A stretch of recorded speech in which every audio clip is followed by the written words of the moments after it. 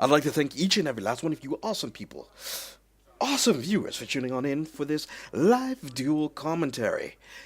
This is going to be a feature match of the blue sleeves. It's going to be Magical Musketeers 2019. I know, right? It's pretty awesome.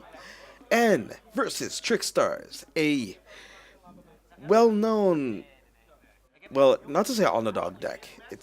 I think in this scenario, the underdog deck has become the Magical Musketeers, since it's not really being seen that much in events or YCSs or in feature match reports. I thought that featuring this deck today would be an awesome start to see the awesome start to the new year to see how well it could do against a meta deck. So, looks like the opponent, the Trickstar player, is gonna look through his deck and scrounge for something. I don't see any life point notes.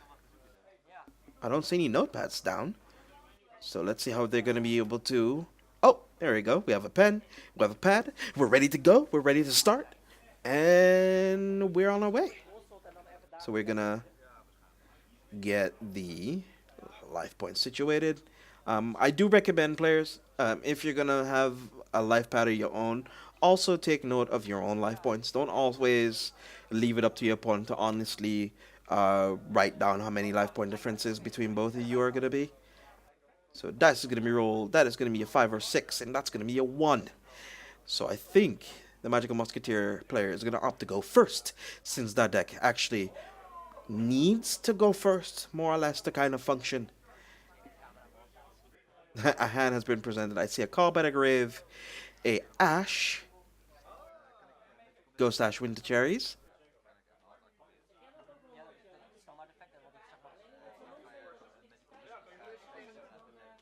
Oh, let's see. So he's explaining the effect of Musketeer Starfire to his opponent, and he's like, okay, well, alright, I kind of understand. I get what's going on. So he's going to draw for turn. So it looks to be a part of Desires he actually drew for turn. He's going to make sure not to activate it in the same column as a Magical Musketeer, since it's either player's turn effect, and it's in the column that the spell and trap card was activated, that you can activate and resolve the effect. Starfire herself having 1300 attack in, 1700 defense. Ooh! Inspector Border was normal summon, but it was Solemn Warning. Thankfully, the card is at 1 currently in TCG, so we don't have to worry about a second one being activated. Alright, so that goes to Grave. Inspector Border not being able to negate. One thing about Inspector Border, by the way, guys, you cannot negate continuous effects with Inspector Border, and the effects to be able to activate Musketeer spells and traps out of your hand are, in fact, continuous effects, and Inspector Border cannot negate those. So he wants to use Starfire's effect, and that's going to be Ashed. See if anything he's going to do. He's reading Yazi's effect, but his normal summon has been currently eaten up at the moment. Oh, let's see. Looking through his banish pile to see if there's any other targets he wants to be able to use out of his deck. Oh, there's also a Mimir in his hand as well. That's going to be a bit of an issue if he's going to be using that summon off of Yazi, since Yazi actually wants you to summon a monster, a worm-type monster, out of your deck. Ooh! Ties of the Brethren will stop deck for the turn. Unfortunately, Ties of the Brethren does restrict you to not being able to special summon or conduct your battle phase for the rest of the turn, outside of the special summon of Ties of the Brethren itself. So he's going to be able to special summon Magical Musketeer Wild. Since it's still level 4, I think the only 2 targets is Wild and Calamity. Oh, okay, he does play that as a level 4 target, which is kind of cool. Wild allows you to recur resources, and Calamity allows you to special summon Magical Musketeers that's in your graveyard into face-up defense position. Since most of them, the level 3s actually have higher defense than the attacks, and I think that is That is one of them. I think he's reading the effect. He does pay 2,000 again, so he is currently at 4,000 life points. But he can declare battle this turn, so it does give a moment of reprieve for him. So he's reading the effect of Calamity. It's like, okay, well, I can special summon a Musketeer out of my grave, and I don't need to waste any resources on it. The deck usually just rewards you for just playing the game with Yu-Gi-Oh. Let's go.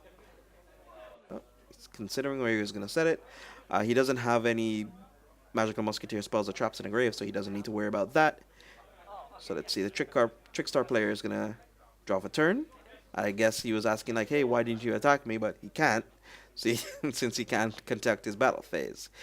He does have a Destrudo in hand, and a Mermere, and a Trickstar Licorice. And I think I saw Trickstar Candina.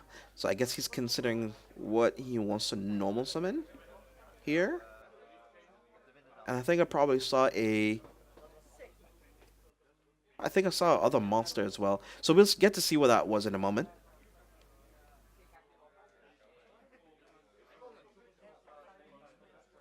So he's sizing it up. He's trying to figure out what he wants to do for the turn. Let's see. If he gets a Destrudo off, going to Yazi and hope that his back row isn't that threatening, he can kind of have a 2600 beat stick that can kind of kick over some monsters without having any link summon, without having to link summon or anything. So I guess the hand was, in fact, a draw lockbird. Destrudo is going to get striked. That's gonna suck because he does pay half of his life points to do that. So the difference, the difference in life points, that is not gonna really make too much of a difference. So currently he does lose 1,500 life points from the 4,000 he did have. That's gonna put him at 25, but that doesn't matter because 25 is not 0, so that's not gonna make him lose a duel. Drawn Logbird does have 0 attack and 0 defense, which is relatively easy for the Magical Musketeers to get over. And there is back row, but we'll see what it does.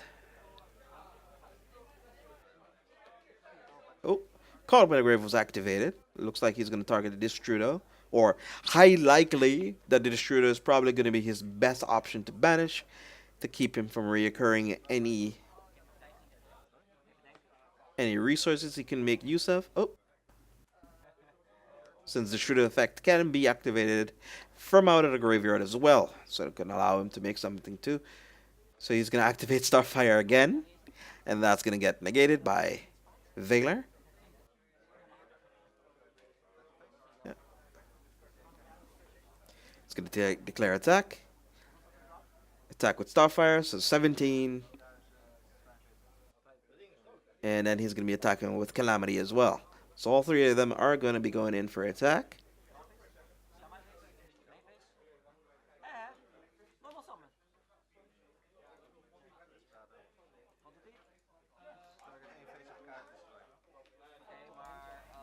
So Desperado is going to be activated under Starfire again. Oh, and I think this is where I interject because I was at another table, giving a ruling there as well. So this is going to come back. So he's going to be asking, like, does this affect negated? And I think the Musketeer player is probably trying to explain to him their effects are more or less continuous. It's on the top text of the card. You can activate you can activate the Magical Musketeer spells and traps out of your hand. And he was probably reading a trigger effect that follows after that, and they probably think that it's a conjoined effect. But that is in fact not so, which allows him to destroy a card from his opponent.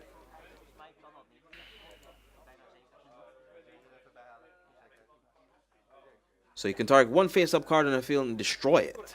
You can only activate one Magical Musketeer, Magical Musket Desperado from his hand. So I was reading, since all of them have the same card text, I was just reading the effect for reference. So they agree with the ruling. And since the card was destroyed, which also sees him away from being able to play the game, he's gonna scoop him up. Since he's already at 4,000 life points, he just needs to go one more battle. The Magical Musketeer player just needs to go to one more battle phase, and that ends the game. So it looks like they're going to be siding into game 2. I do see a Storm Fourth in the extra. He's going to be signing that in. I do see Eater of Millions. Eater of Millions is not that bad. Let's see. He's going to go... Oh, he's going to opt for Storming. But if his Trickstar opponent opts to go first, usually, guys usually want to side in the spells and traps going. You usually want to side in traps going first and spells going second. There are some weird, awkward situations when you want to side in traps going second. That is stuff like Dimensional Barrier, Impermanence, sometimes Strike, sometimes Solemn Strike, sometimes. Very neat situation. Solemn Strike is also an option. Evenly Match is also a very good going second type of card. But usually stuff like battle traps, like Mirror Force, a Dimensional Prisoner, stuff like that are usually... So, I think they're already finished with side decking.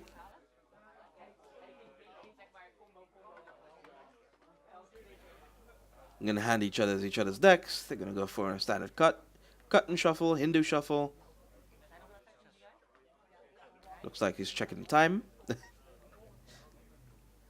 Gonna be drawing his 5 cards. I do see a Scapegoat, and I think I saw a Destruder as well. Terramorphing was activated. There's no Ash to negate it. I do not think I'd probably negate this right now. Even if terraforming is semi-limited, you still don't want to risk the chance of it. This is something you could probably Ash. This or Candina. But Candina is actually also a tricky target you want to Ash as well, because if your opponent does have like a Trickstar Licorice in hand, that's going to be a hard thing to deal with. Okay, so I guess he... Oh, in the Magical Musketeer's hand, there seems to be a Rivalry of Warlords. I think I see the counter strap for Magical Musketeers.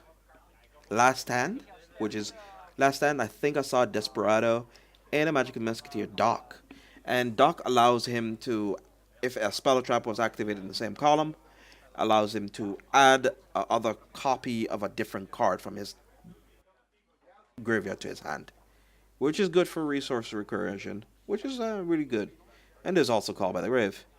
Oh, okay, so top deck for the turn was a Regeki, life pad for the life point changes, which was the light stage effect of being able to do 200 damage for every Trickstar effect that does burn damage or battle damage was activated. So whenever a Trickstar does damage, it does 200 more damage, more or less. Let's see, Dock. So I guess you...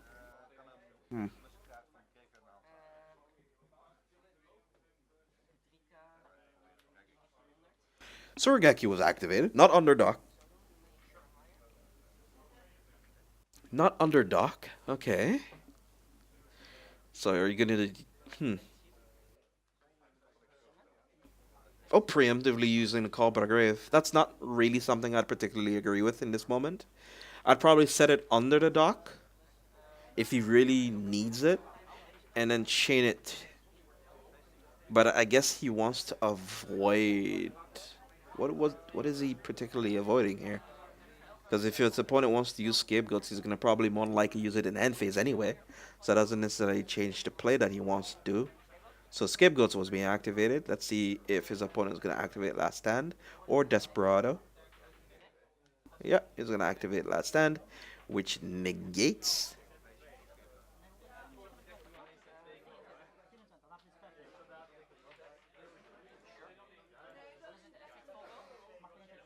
So negates the spells and trap activation.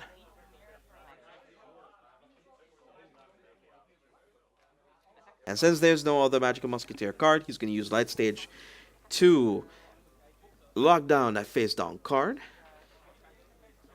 using Candina's effect.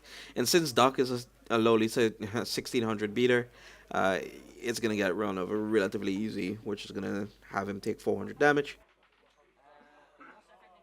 It's going to add a card, and that's going to be Licorice. so he can actually push out maybe 1800 more damage after the fact. So maybe like 22 in total if he wants to keep on recurring his advantage that he's going to be building up after this. So I guess I'd see him going to battle phase, declare attack. So he takes 400 more because of light stage. Let's see if he's going to activate Licorice's effect. Oh, dear. Oh, dear, dear, dear, dear. Dear. The thing is here, the thing is, Call by the Grave was activated. Call by the Grave was activated, so for all intensive purposes, he should not have been able to summon the Licorice. Because it was activated on the Magical Musketeer's turn, and it stays until the end phase of his opponent's turn, being negated. So he's gonna discard. Like technically, it wouldn't have changed too much because then it would have been a Condina on field, and then in his opponent's turn he can activate it, which would have been 1800 less, but maybe 400 more. So it wouldn't have been a difference of 1400 life points in all intensive purposes. So I apologize for that. I did not pick that up until now, currently. It didn't really change too much of the life points now because then he takes 1400, which would still be the 2000 difference, and he did. So he's probably taking he's gonna be taking 1200 from the licorice already, and this is gonna be for forget. So if his opponent was paying attention to Call by the Grave, he would not have actually been able to do that. That's unfortunate. I mean, it still would have been game more or less because his opponent top decked in twisters and he got rid of back row. That didn't really affect the board that much, and he didn't have any cards to add cards or draw cards or anything like that. So it didn't really change too much of the outcome. So they're going to be going into the side deck. So I could probably see Stormir Force coming in here. He's realizing that rivalry doesn't really do too much against the deck. That primarily only plays fairies and maybe like a dragon or two or a worm. But hopefully it doesn't come back to bite him because technically Trickstars do need their extra deck to be able to push damage over a bigger board. And I think now that Trickstar player is realizing that he's not going to be able to use the draw and lock loop with reincarnation. He's going to be signing in Pankatrops, which is really good cards. I think there was a player across the table was saying, "Oh, you probably need these against the matchup." He was revealing there can only be one, which actually, in certain situations, if you're playing against the main deck monsters, they're actually not bad. But he's playing cards like Destrudo and stuff, which are really good against floodgates.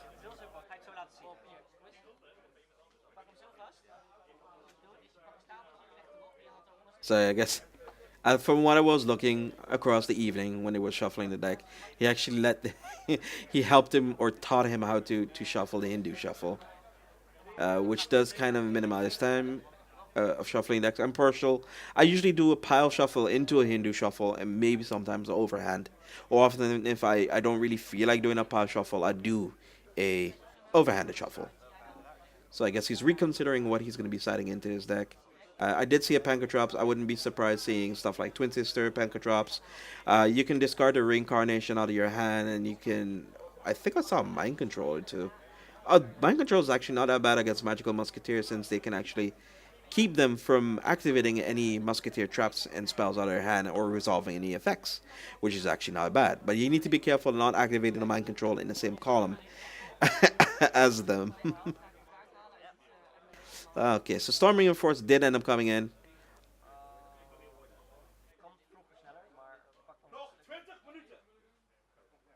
So he did opt to go for Hindu. Alright. So he did cut deck. Both players drawn the 5 cards. It is 1-1 apiece. Looks like the Magical Musketeer player drew into either a Solemn Warning or Solemn Strike. with a Storming Mirror Force. So basically a repeat of game one's hand. So I guess he's trying to decide which one he wants to normal summon first. I think if he has Starfire, I'd probably go for Starfire here. Yeah, it's actually really good. The only thing short of this could be like a... Okay. Like, why wouldn't he set the second one as well? I mean, the... Oh, Mind Control.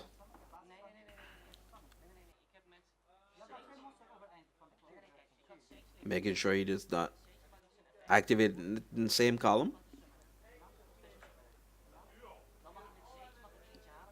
Considering he's thinking about it.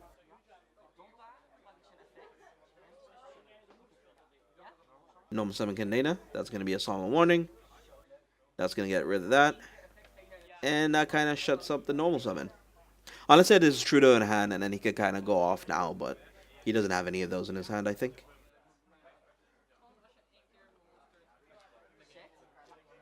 There's an effective Veiler to negate any of the... So he's going to return it, I think. He's considering whether or not he wants to set anything or pass turn or whatever. He's going to pass turn, so he's just going to return it back to control. There is a Call by the Grave. He's considering whether or not he wants to activate it or not. Oh, that's a Casper, which is really good. He's going to target the Candina. That's going to get banished. So next turn, that effect is also going to be negated as well. Oh, effect Veiler was chained. So I guess he's still kept in the draw and Logbirds. So he's going to push for damage. Casper has like 1200 attack or something. And the attack of Starfire, which I said earlier, is 1300. So it's going to be 25. Puts him at 55. He's going to draw for turn.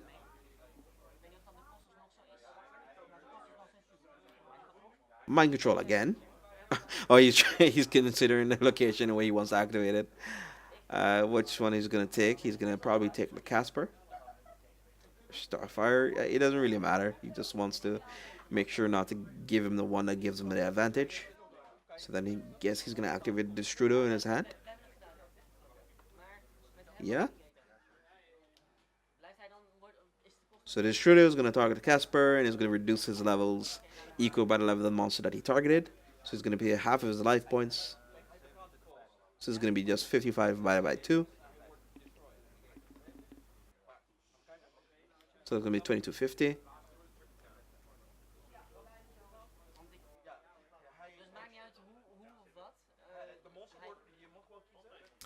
I think he's going to go into Yazi now, more than anything, I guess. He's going to synchro those away. I guess he's going to use... Okay, Distributor's effect is gonna, well, it's gonna resolve. Its condition is gonna resolve. It's gonna go to the bottom of the deck if he's used for a Synchro Summon or Link Summon, or just basically send the grave from the field. Okay. So right now he's gonna use the Magical Musketeer Quick Play spell, which allows him to negate a face-up card, face-up monster on the field, actually, but. It's an unfortunate situation since the card was activated, and there is a legal target in play, which is his own monster. Yeah, he needs to activate on it. It is a local duel.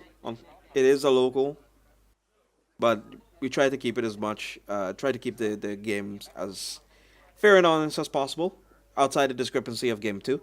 So he's going to use the effect of Yasi to destroy the background.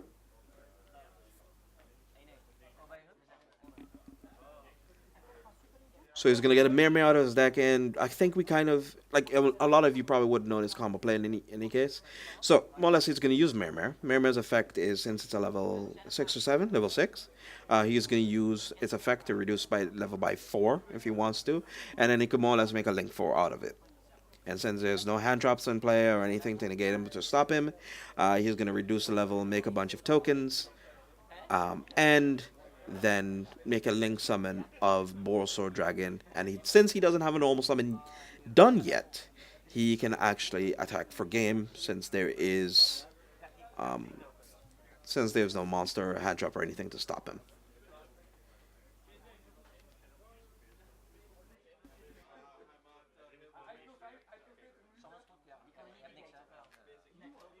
So he's gonna make a Link Karibo into Link Spider, I'd guess. I would hazard a guess. So he's gonna reveal the Borrow Sword, and he has a Lanaphalankus, so he can use the two monsters to also make it as well. So it didn't really, it doesn't change much. That is the game. So I'd like to thank each and every last one of you guys for tuning on in for this live commentary today. And hopefully, if you guys like more of this, you can like, comment, subscribe. Tune on in next time, and I'll have one right for you. Thank you for stopping by the neighborhood. Be awesome, stay awesome, guys, and have a wonderful, wonderful day. Thank you for watching.